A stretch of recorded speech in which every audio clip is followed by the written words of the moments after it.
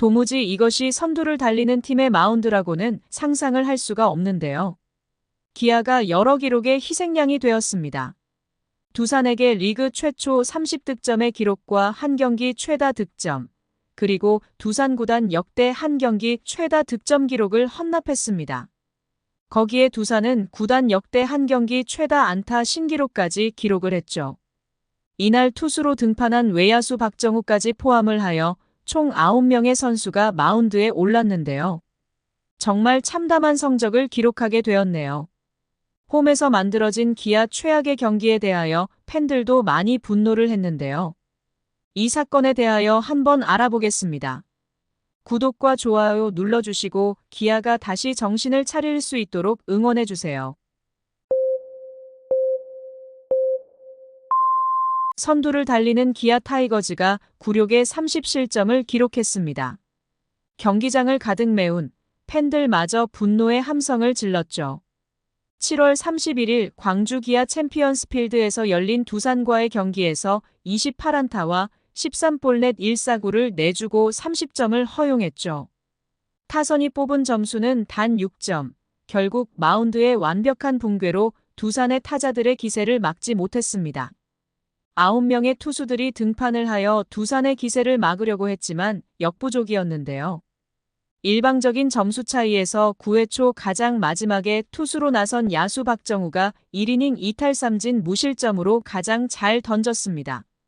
굴욕의 원인은 선발 김도현의 3회 강판이 컸는데요. 2회까지는 1실점으로 막았으나 3회 제러드 영에게 투런 홈런을 맞고 역전을 내주더니 1사 후 1루수 강습안타와 좌월 2루타를 맞고 김기현에게 빗맞은 내야 안타까지 허용하면서 3실점을 했죠. 이날 시즌 처음으로 콜업한 김기훈을 투입했으나 이후 나오는 투수들마다 대량으로 실점을 하면서 무너졌습니다. 솔직히 이날 기아의 마운드는 총체적인 난국에 빠진 듯 했는데요. 선발 투수 김도현이 2.1이닝 8피안타 1볼넷 2탈3진 6실점으로 패전 투수가 되었습니다. 이후 나온 투수들도 비슷했습니다.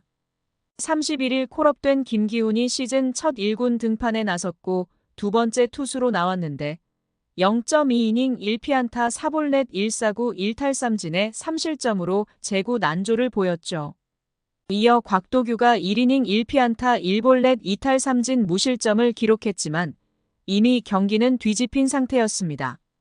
또한 최지민도 1이닝 3피안타 2볼넷 5실점으로 흔들렸고 이준영 역시 한 명의 타자도 넘기지 못하고 4실점을 부진했죠. 이러한 상황에서 이범호 감독은 경기를 포기한 듯한 행보를 보였대요. 더 이상의 전력을 낭비하지 않겠다는 의지였죠. 하지만 이러한 결정이 팀의 분위기에 많은 영향을 줬죠. 김기훈과 함께 이날 1군 엔트리에 등록된 김현수를 투입했고 김대유가 뒤를 이었지만 7실점과 5실점을 기록했습니다. 장현식이 1이닝 2피안타 1탈3진의 무실점으로 제 몫을 했죠. 마지막으로 데뷔 후 첫 등판을 경험하게 된 박정우가 1이닝 2탈3진 무실점으로 이날 최고의 투수였죠.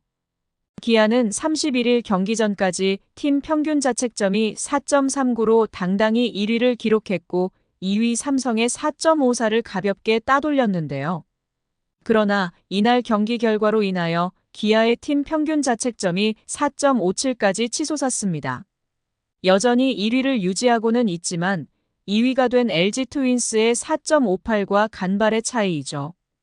특히 후반기에 기아의 팀 평균 자책점은 5.35로 8위를 기록하고 있고 선발 평균 자책점은 4.74로 8위, 불펜 평균 자책점은 6.92로 9위를 기록하며 하위권에 처져 있습니다.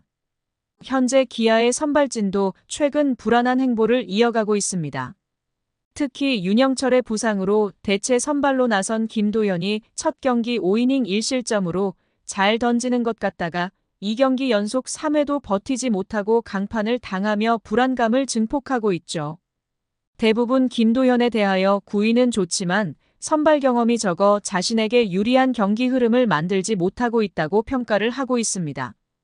역대급 외인 평가를 받던 제임스 네일도 최근 스위퍼가 공략을 당하면서 5이닝을 버거워하고 있고 올해 히트 상품으로 떠오른 황동하도 5이닝 이상을 던지지 못하고 있는데요. 최근 기아의 흐름상 양현종만이 버티고 있습니다. 특히 대체 외인으로 영입한 캠 알드레드는 좌우 타자의 편차가 너무 심한데요.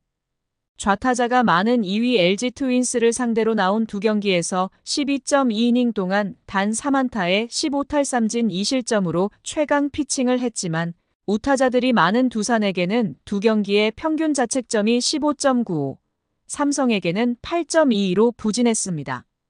좌타자에 대한 피안타율은 1할 5푼, 우타자에 대해서는 2할 8푼 4리를 기록하고 있죠. 이런 상황에서 역시 알드레드도 5이닝이 버거운 상태입니다. 마무리 정혜영이 어깨 부상으로 이탈 중이라 뒷문 보강도 필요한 상태이지만 근본적으로 6이닝을 막아줄 선발 보강이 절실한데요. 모든 시작점이 선발이 규정 이닝을 채우지 못하는 상태에서 기인한 불펜진의 피로 누적입니다. 이로 인하여 선발에 이어 불펜마저 동시에 흔들리고 있기에 대량 실점으로 무너지는 경기가 속출하고 있죠. 서로 부족한 부분을 채워가며 톱니바퀴처럼 돌아가던 전반기 때와 분위기가 사뭇 다릅니다. 또한 필승조와 추격조의 기량 차이가 크다는 것도 풀어야 할 숙제입니다. 그리고 김도영과 최영우를 비롯한 타선으로 커버를 할 수준을 넘어서기도 했고요. 분위기 전환이 절실합니다.